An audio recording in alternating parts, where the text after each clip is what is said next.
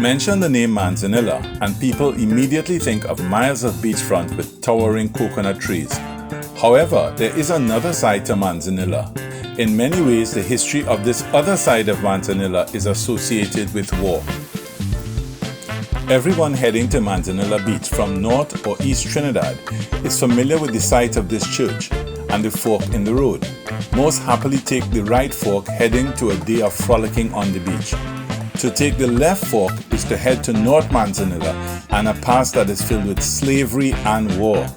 We will head left and dive into that past of war.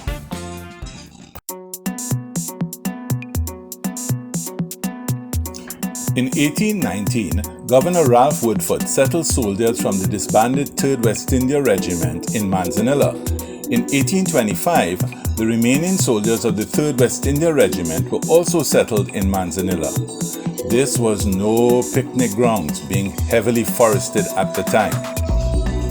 In 1795, the British government began to recruit free blacks within the West Indies and to purchase slaves from West Indian plantations and slave ships to form the West India Regiments. The Caribbean environment had been resulting in many deaths from disease from European troops.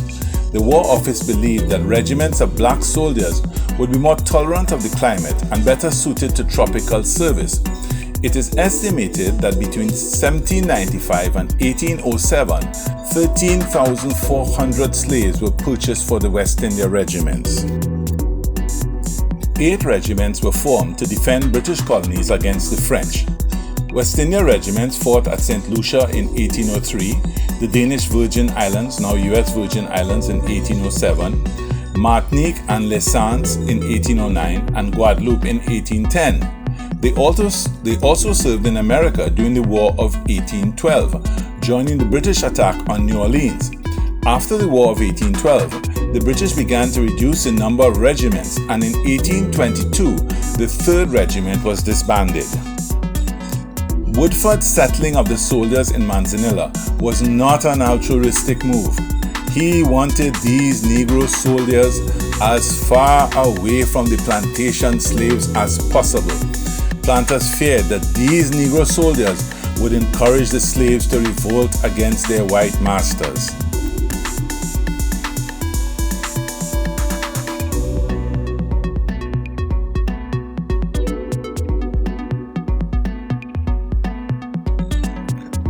The early years would have been rough. Each soldier was granted 8 acres and married soldiers got 16 acres, but this was virgin forest. These ex-soldiers would have had to clear the forest by hand and then erect simple dwellings. With hard work, they cleared the land, planted rice and ground provisions. In fact, these ex-soldiers were the first to introduce rice to Trinidad, and the variety they planted was hill rice, which is different from the more common lagoon rice as it grows in dry soil as opposed to having to be planted in ponds. These ex-soldiers were also among the first persons of the Muslim faith to settle in Trinidad, as many of the soldiers were followers of Muhammad, and they comprised the biggest block of Muslims before the first arrival of indentured Indian immigrants in 1845.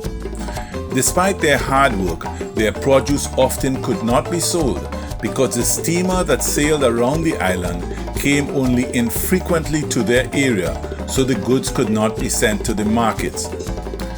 These ex-soldiers eventually started growing cocoa and coffee, and in 1898, when the railroad reached Sandy Grande, they had a more reliable method of getting their goods to market. The 3rd West India Regiment is not the only association that North Manzanilla has with war. During World War II, the American military created the North Manzanilla Jungle Warfare School. This was the first such school operated by the US Army and was created to prepare troops to fight in Southeast Asia. At this school, both American and British troops were trained. The Jungle Warfare School extended from the sea for 5 miles inland and was a restricted army base where live ammunition was used in the training. This warfare school operated throughout World War II and after the war was transferred to Panama, camp road that leads from North Manzanilla Beach to Manzanilla Point was the site of the camp and still has World War II ruins. This warfare school did not only train in the forest, but on the beaches also.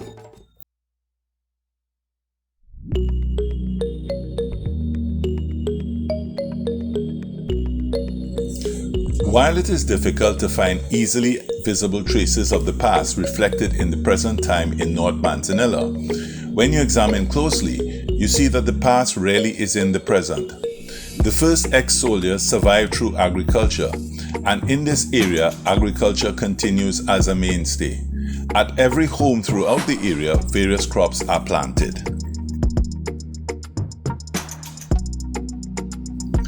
Of the cocoa that propelled the area forward, one still sees evidence in the cocoa trees that are scattered throughout.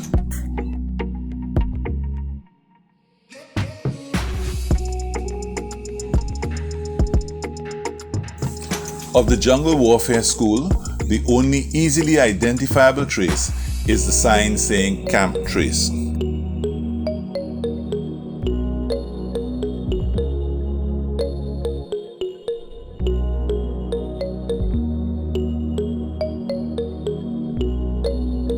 There are still the forests that once made this an ideal place to train soldiers to fight wars in the jungles of Asia.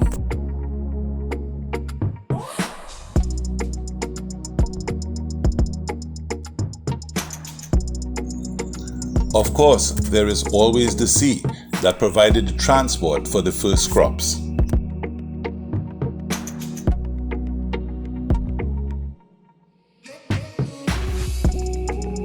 If you like the content, please share this video.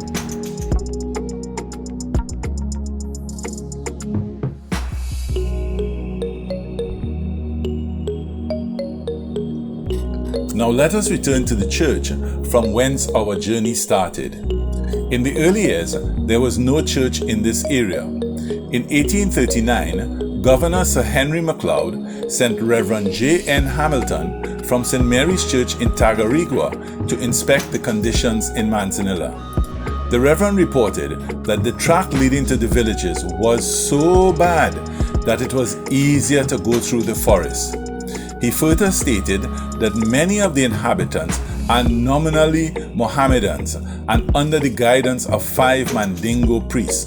The governor did not do anything about this. However, sometime after 1889, the Mary Magdalene Anglican Church was established on the spot where it still stands today. By 1996, however, the church was virtually desolate. Fortunately, under the direction of Father Ronald Clifford Warwick Branch, the church was restored and stained glass windows placed to the top.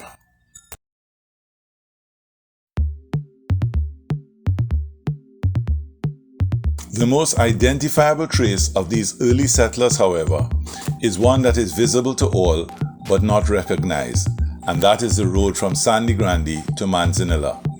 Governor Woodford, in placing these soldiers in this area, had given them the task of creating the road from Sandy Grande to Manzanilla, the same road that is now used by thousands to go and frolic on the beach.